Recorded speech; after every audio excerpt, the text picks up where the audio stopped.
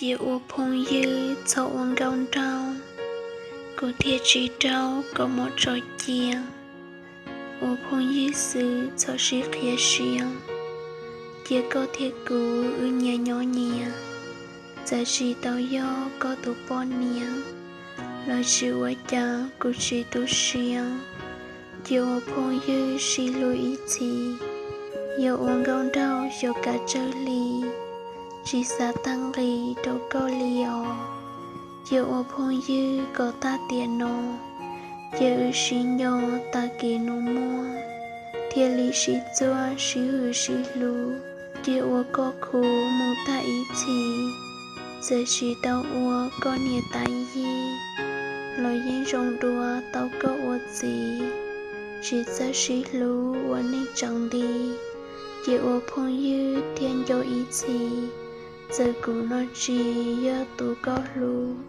Lo thiết chỉ mô xìa thiết chỉ tù. Giờ chỉ tao hù còn có lùm bê.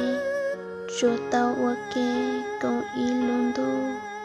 Chà uống gông đau họ chỉ xí lù.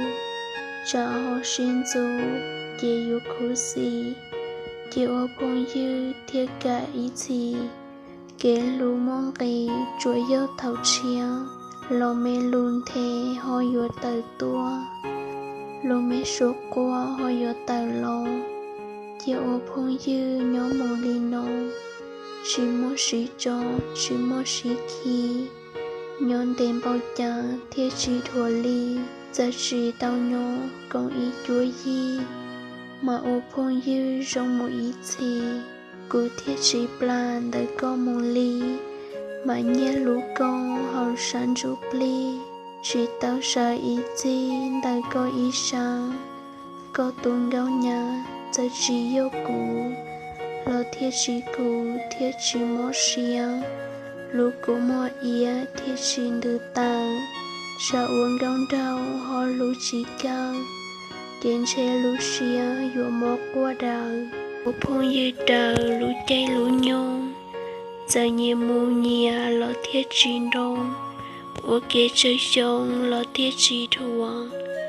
Họ xin dạy lời, lo thiết chỉ chuông. Dạy plôn chơi mua, lo thiết chỉ mô. Giờ mù giờ nhô, lo thiết chỉ khi.